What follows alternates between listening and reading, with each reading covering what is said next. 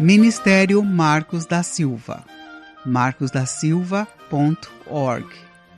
Mais detalhes no final desta gravação.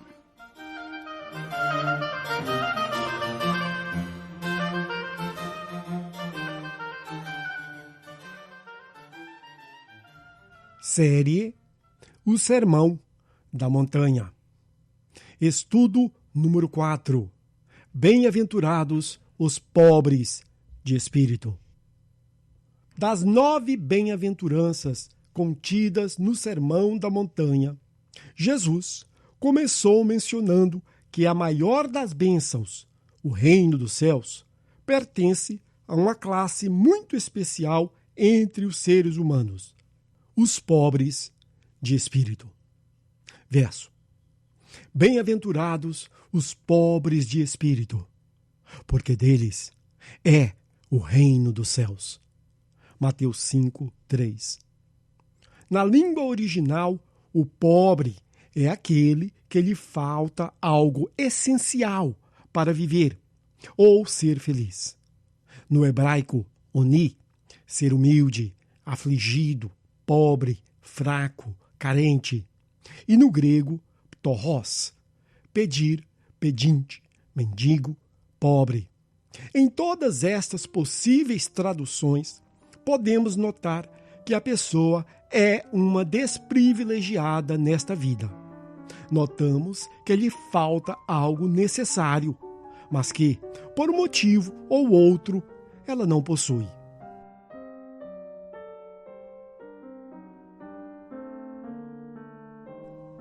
Duas palavras para pobre no grego.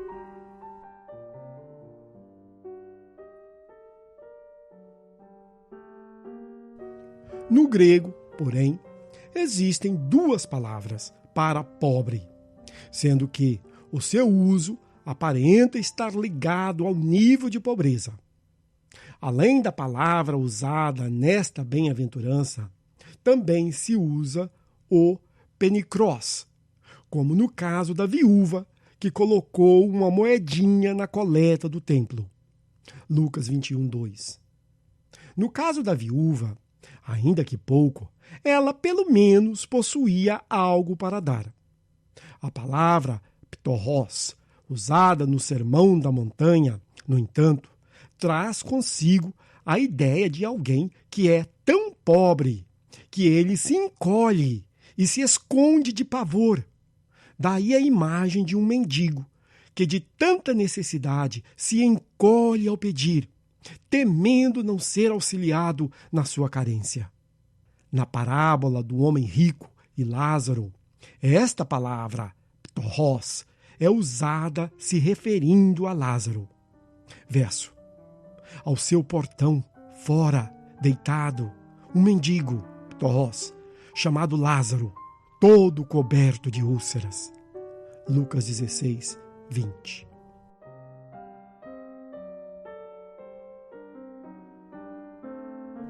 Nem todo o pobre de dinheiro herdará o reino dos céus.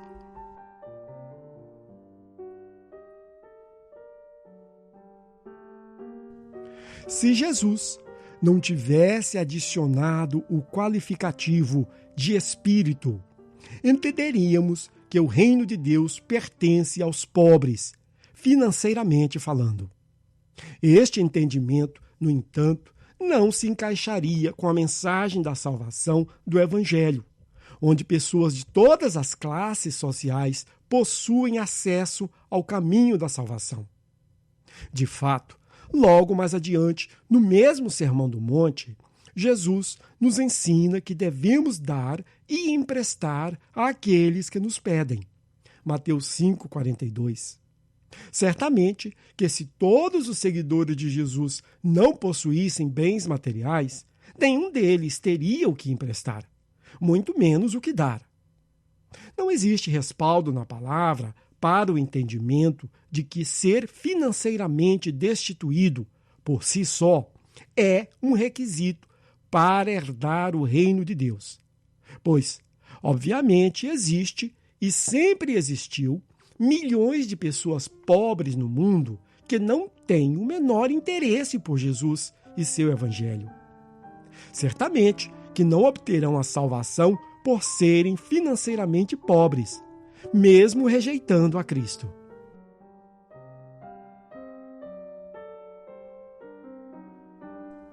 Uma conexão entre a pobreza física e o reino de Deus.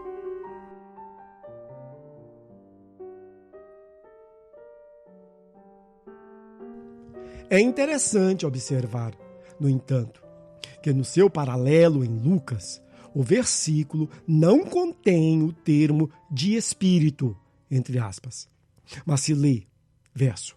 Então, levantando ele os olhos para os seus discípulos, dizia: Bem-aventurados vós, grego Macarios, os pobres, porque vosso é o reino de Deus. Lucas 6, 20. E no versículo seguinte de Lucas, Jesus também relaciona as bênçãos futuras com a falta de bens materiais. Verso: Bem-aventurados vós, que agora tendes fome, porque sereis fartos. Lucas 6, 21. A explicação para esta conexão, pobreza física e reino de Deus, então, é que os herdeiros do reino de Deus, ou seja, aqueles que amam a Jesus e o obedecem, João 14, 21, mas que nesta vida são materialmente pobres e que até passam fome, serão especialmente abençoados na vida eterna, onde ninguém passará por qualquer tipo de necessidade. Assim como Jesus, eles aceitaram com mansidão, João 6,38, tudo aquilo que o Pai achou por bem lhes enviar, incluindo a pobreza. Verso: Respondeu-lhe Jesus: As raposas têm covis, e as aves do céu têm ninhos, mas o Filho do Homem, grego iosto anthropo, não tem onde reclinar a cabeça. Mateus 8, 20.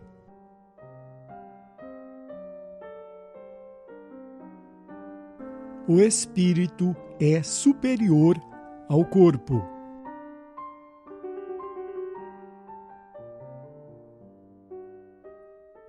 Jesus mencionou que os abençoados são os pobres de espírito, porque o espírito é superior ao corpo. A pessoa que for pobre apenas no físico pode muito bem se considerar rica espiritualmente, não vendo a menor necessidade de auxílio para a sua alma perdida. Já o indivíduo pobre de espírito se vê carente de Deus, não só para a sua alma, como também para o seu corpo. Ele possui o temor de Deus por completo.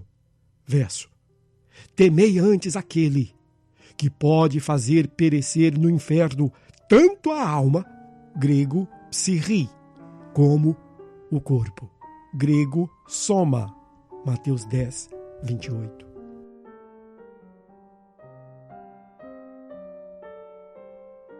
A completa carência dos pobres de espírito.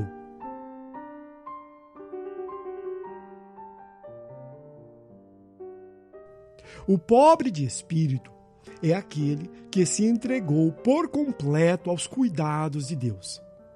Ele é pobre porque não vê como é possível sobreviver se Deus não providenciar aquilo que necessita.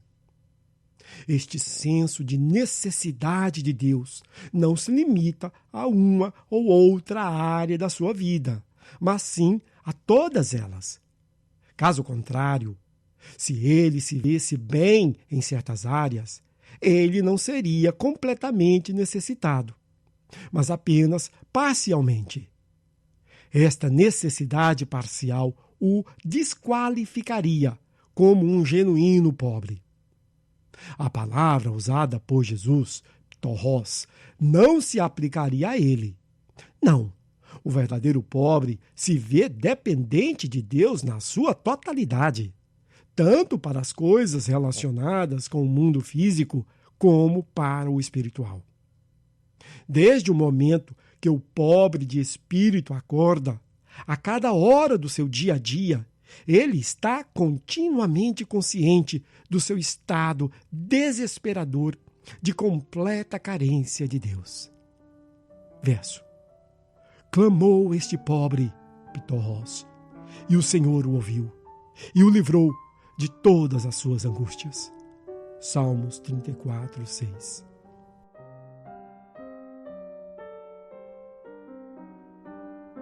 O pobre de espírito depende de Deus para o hoje e o amanhã.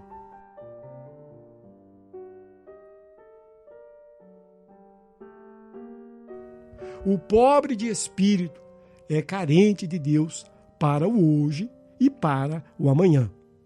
Aquilo que ele já possui, ele entende que só o tem porque Deus lhe deu. E aquilo que porventura vier a ter, só o terá se Deus lhe der. Deus lhe dá, Deus tira, Deus lhe dá de novo e retira.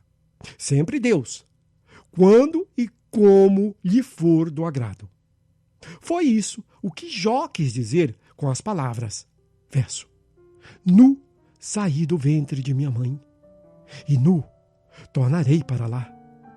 O Senhor deu, e o Senhor tirou. Bendito seja o nome do Senhor. Jó 1, 21.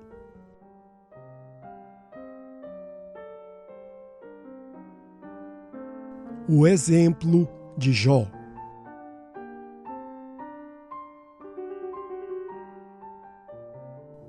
Jó nos serve como um grande exemplo do verdadeiro pobre de espírito. Notemos que Jó, em termos humanos, era um homem muito rico. De fato, logo no começo da sua história, a Bíblia fez questão de mencionar o quão rico ele era. Verso.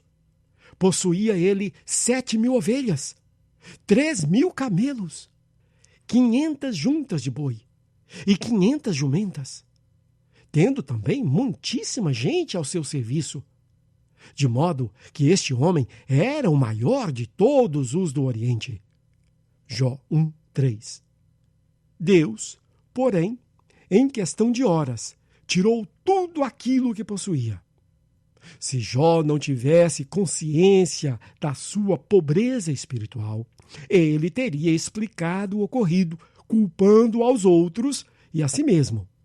Mas, reconhecendo que tudo aquilo que tinha de fato não lhe pertencia, mas vinha de Deus, ele se humilhou e esperou que o mesmo Deus que transformou a sua riqueza em pobreza lhe restauraria a condição que antes tinha, se assim fosse do seu agrado. Como pobre de espírito, Jó aceitava qualquer situação que o Senhor achasse por bem lhe enviar. Verso.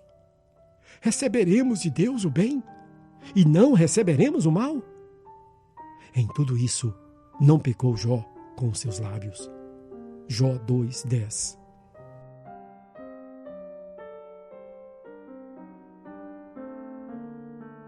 Quem é o rico de espírito?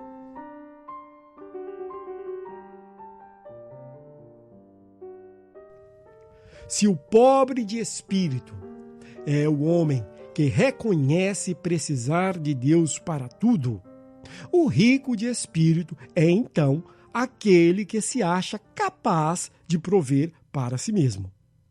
Ele é aquele que imagina erroneamente que foi com seu próprio suor que conseguiu aquilo que tem, e que, se quiser continuar tendo, terá que continuar lutando. Observemos, no entanto, que aqui também devemos utilizar o diferencial de espírito, entre aspas, da mesma forma que Jesus o utilizou quando se referiu ao pobre. Ou seja, não estamos aqui nos referindo àquele que é rico e que desconhece a Deus, pois este é apenas rico no corpo.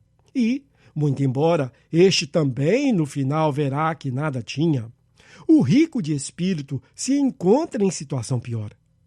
Pois, se dizendo um filho de Deus, segue agindo como se não fosse o Senhor que o sustém. Este é um filho ingrato, petulante e incapaz de se enxergar. Verso. Você diz: rico sou, e estou enriquecido, e de nada tenho falta.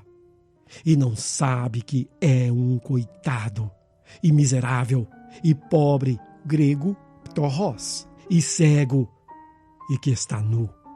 Apocalipse 3,17.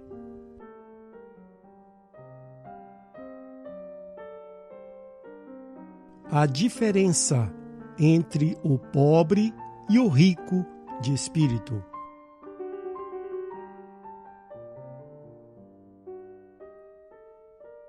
Quando analisamos as palavras de Jesus, devemos ter em mente que a situação espiritual do homem, e não a sua condição financeira, deverá ser a causa da sua preocupação.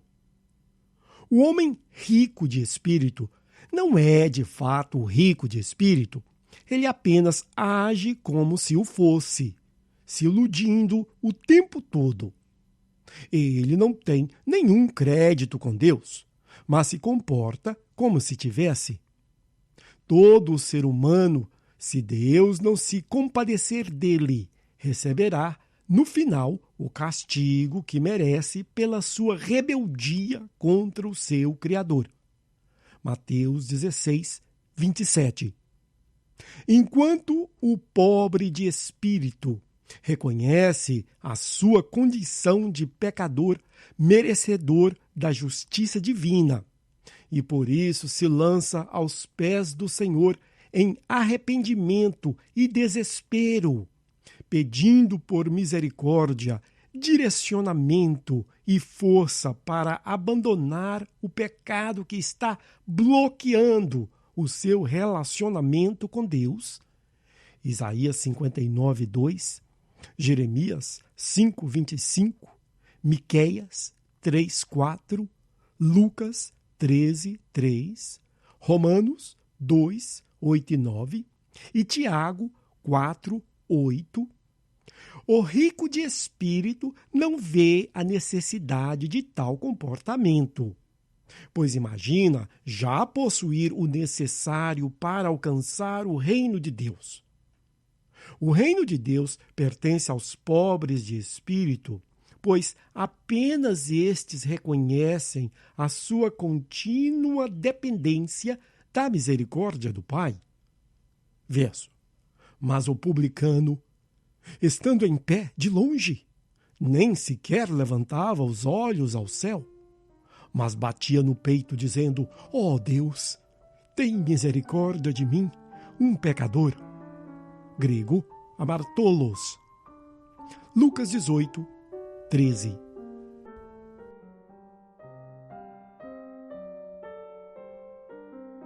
O dinheiro como uma barreira para se obter o reino de Deus.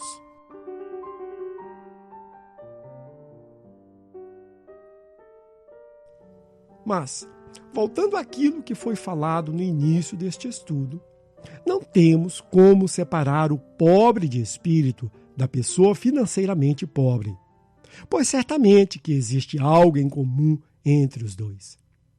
Muito embora realmente a Bíblia não nos diz que apenas o indivíduo carente de bens materiais se salvará, as palavras de Jesus são mais do que claras de que as riquezas deste mundo atuam como uma imensa barreira para que alguém obtenha a vida eterna. Verso. Disse então Jesus aos seus discípulos: em verdade vos digo que um rico dificilmente entrará no reino dos céus. Mateus 19, 23. O nosso irmão Tiago também foi bem claro quanto a como o indivíduo financeiramente pobre possui uma vantagem sobre o rico quando se trata da aceitação do evangelho da salvação. Verso. Ouvi, meus amados irmãos, não escolheu Deus os que são pobres quanto ao mundo para fazê-los ricos na fé e herdeiros do reino que prometeu aos que o amam? Tiago 2,5.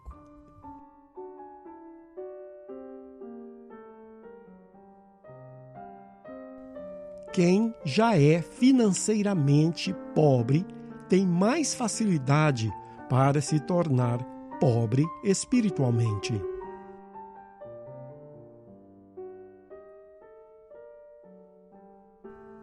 A razão desta verdade é muito fácil de entender.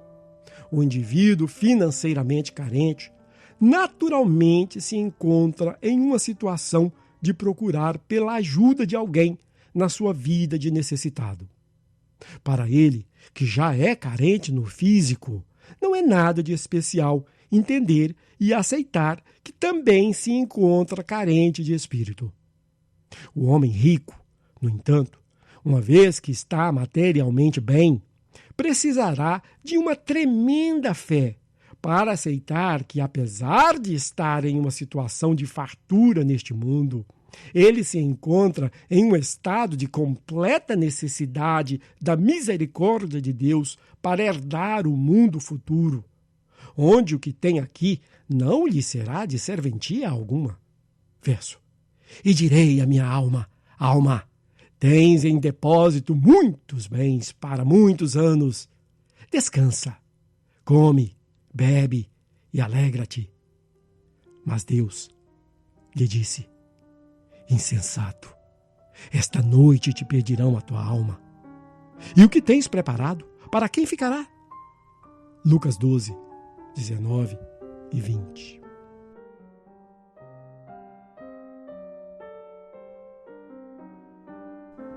A necessidade de sermos pobres de espírito.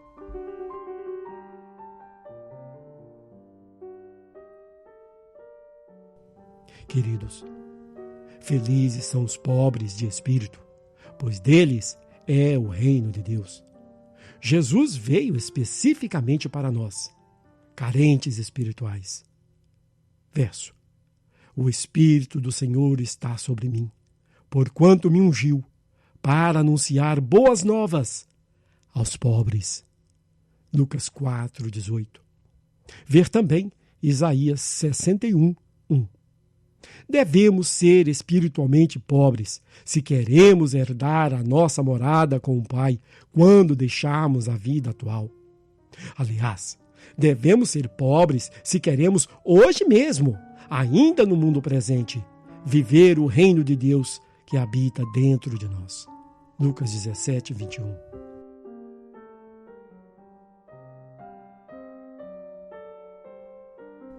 Apenas Deus pode tornar o homem feliz.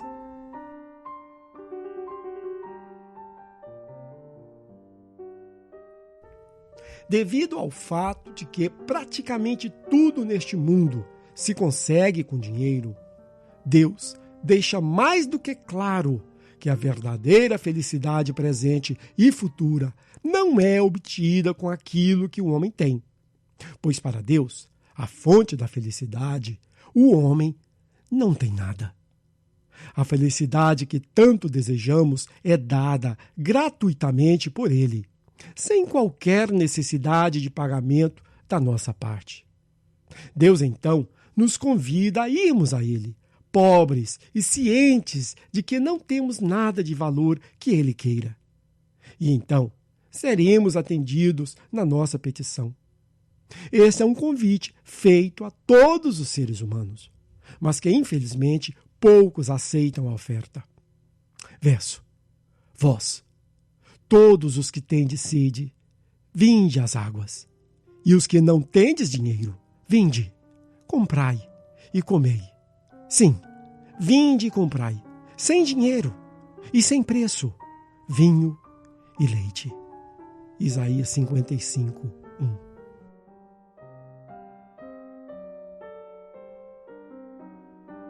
O pobre de espírito e a fé.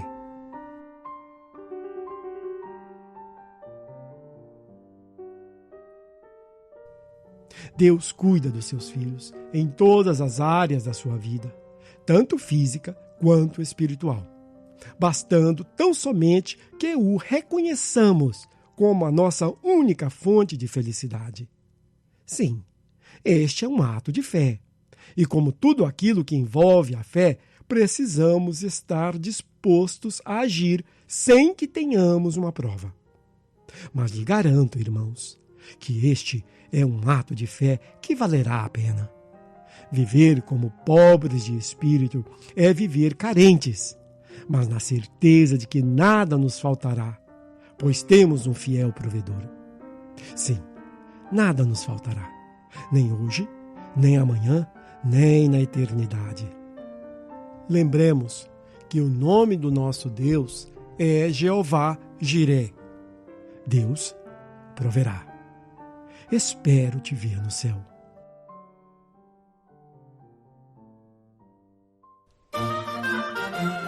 Ministério Marcos da Silva. Acesse o nosso material gratuitamente no site marcosdasilva.org. O endereço do site é markusdasilva.org.